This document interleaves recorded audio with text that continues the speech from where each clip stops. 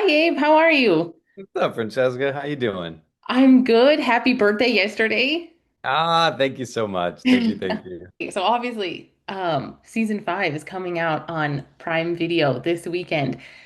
The Chosen started as, this small crowd-funded show that they didn't even know if season 1, was going to be fully done. And I know you joined us in season 2, but what has it been like for you to see what this show has become that now it's about to be streaming on one of the largest streaming platforms? First of all, Francesca, I have been a part of the show since season one. I just wasn't cast. I was called back 4 times, and Dallas even had a Skype with me, but I was always the bridesmaid, never a bride on season one.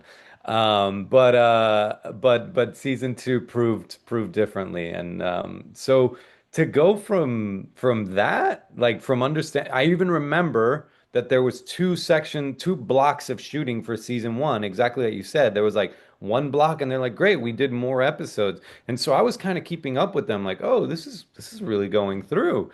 And then to know that we're on Amazon now, like that's crazy. I mean, what? Like it's Amazon is so big. Like even if you talk about who can get you what you want, who can get you what you want, the conversation can't go that far without throwing Amazon in the mix. Get it at Amazon. So the fact that like now we're there, like think about that. That is like a huge thing. Where can I watch it? Amazon. Amazon's got everything. So glad to be joining forces. Yeah. No, it's incredible to think, yeah, just how much the show has grown. So for those who haven't seen season 5 yet and are getting ready to watch it on Prime Video, tell us a little bit about where we find Big James in season 5. Well, I think not only Big James, but everybody is kind of at this really big boiling point, and I think like beyond boiling, it like the water is going to overflow. Really, season five is the crack. Season five is where, um, you know, political rivalries, Roman factions, everything comes into this big halt, and and there's no going back after this. Um, Jesus kind of solidifies the moment by, really taking it to the merchants and basically saying that they're polluting this house, polluting the house of his father, so to speak. And those statements do not go unnoticed and they don't go unchecked. And so that kind of leads us into the Last Supper. And Jesus is trying to convey to us, specifically to a few characters, that this is it. This is going to be the last time. But yeah, I try to explain to people, it's like you can't talk about the future with someone who's not aware of it.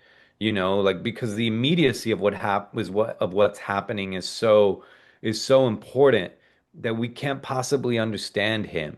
But then, by the end of the supper, there's some people that think that they know, but they don't really know. And I think that season six solidifies James's unfortunate hunch that this is not going to go on forever. Yeah, because like we were in such a jubilant time with miracles, raising, miracle of the fishes, feeding the 5,000. What a amazing thing to be around.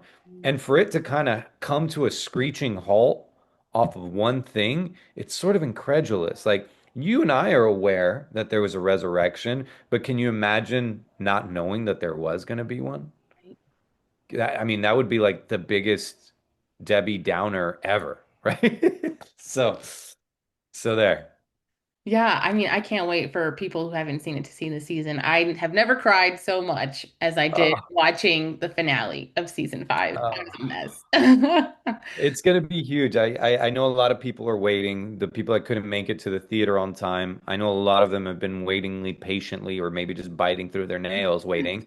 But I think it's exactly as you say. I will say this, dim the lights, maybe light a candle and get the box of Kleenex. It's going to be a good one. Yes, absolutely. So from all the seasons, so far of The Chosen, what has been your favorite moment? Oh man, I hate to reduce it to just one, but Top I three. still I got okay. I gotta say. um, the walking on water Hmm. was so epic. It's so epic. That was season three. And then next would be The Last Supper. It was so palpable, that feeling in the room. And I mean, I feel like it was a dream. I was in that room for so long. And, you were in that room from the start of the day. And at lunch, you'd walk out and it was like bright outside. And then you'd go and then you'd come out during dinner and it was like kind of in the same mood. So it was so impactful. I don't know that the Last Supper really and also what Big James has to bring to it. Like he's obviously one of the first people there at the supper that understands you got to let Jesus walk. Like Jesus is telling you something, start listening now. Now is the time that you've needed, ears as big as a donkey to listen. So, um, yeah, that one. And then the third moment, and I can only talk about filming. I've obviously watched the show and there's things that stuck with me, but I think the third moment in terms of filming, um, I'd say is like when we get our namesake, when we're asking him like, why don't you just end these people, bring fires from the heavens, like it's to keep a straight face, saying that was a challenge. So even though I'm super heated in the scene, like on the inside, I'm kind of laughing, but Yeah. because it's relatable. We all, somebody cuts us off and we swear, like, bring the fires from the heaven. It's like, really? He just cut you off. Relax. But we all get there. We all have these like crazy ideas of what might happen. Anyway. Yes. No, we all love the Sons of Thunder. It's fine. How have you personally been impacted throughout this journey, of being on the show? Yeah, I mean it's a physical reality that I live in for 6 to 8 months out of the year, 6 months out of the year. It's real, I'm not by my phone, I'm not in a modern context. I'm somewhere in a remote ranch shooting location where there's very little infrastructure, and I've been doing that for 5 years. So like that's like from the very obvious thing, right? But then like obviously the research of the character and Mhm. having to research the perspective, understanding that there was no New Testament at the time. So, what's my reference? What's my only biblical reference at that point? Mhm. Going deep into this, looking at other material that's like, adjacent or maybe even not adjacent. Some people think it's, the Apocrypha. Reading as much as I can, getting completely submersed with the idea of who were these people? What was going on in their minds? What was going on politically? What did they eat? How did they move? Like putting myself in those shoes has made me understand so much more about the profound wisdom that's available in in spirituality and faith in the books. And so it's undoubtedly changed me. I mean, I wish I was that callous in my life that nothing, but it's been 5 years. It's completely changed. Everything. I don't know how to say it, and it's not. I don't think it's in the way that some people will suspect. I don't walk around with this aura of like holiness, right? But I think things through. Like I said, there's the deep, profound wisdom, and you don't even have to be religious. Like even if you want to analyze it from a philosophical perspective, I think that there's a lot there that's still relevant today, you Yeah, know? absolutely. Is there something you've learned from Big James while portraying him? Yeah, for sure. I mean, it's this idea of knowing when to listen without sacrificing the biggest and strongest parts of your personality, knowing how to be, as I think as men particularly, knowing how to be vulnerable without feeling like you're less of a protector. I mean, you watch that journey. And I really tried to put that into practice in season five. I wanted to show the most open, grounded, vulnerable Big James, who was still nonetheless strong and powerful. And I think for men, I think for men, we kind of need that message these days.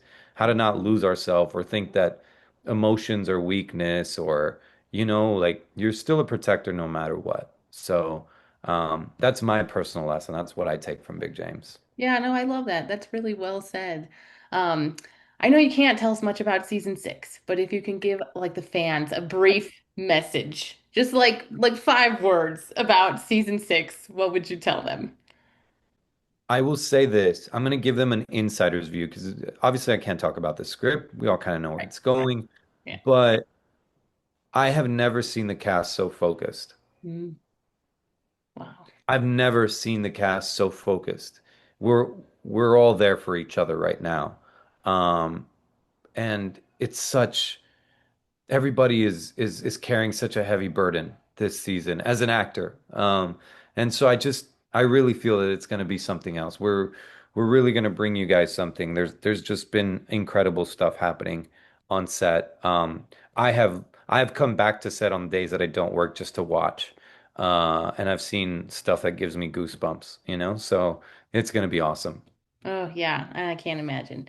I'm not ready. I might just skip this season. Don't Um, skip it. I July won't. 5th, I I mean June won't. 15th, Amazon. And going back real quick to Amazon, my last question is, so we know that the finale of season six and the beginning of season seven are going to be like standalone movies. Can you Yeah. briefly talk about that? Like how cool is that going to be? I mean, I'm not surprised. I mean, I was surprised, you know, Deadline found out before me, but I'm not surprised that we're trying to do it different. I love being a part of a company and a project that's not afraid to kind of shake it up, stir up the water, do things differently, get used to different, you know. That's kind of always been our motto. And I love that I mean, we didn't just like arrive on Amazon and be like, ha, we have arrived on our throne. It's like we got there and then we kicked down the door yet again and we said, let's see what's on the other side. We're gonna do it this way now. So I love being a part of a company that's just has that like that lack of comfort, that let's see what's next. It's daring, it's bold. And we get to be in the theater yet again, you know? So it's gonna be awesome. Yeah, so cool. I was so excited when I saw that. Well, Abe, those were all my questions. Thank you so much for chatting with me. Thank you, Francesca. Good to see you. Good to see you too. Have a good one.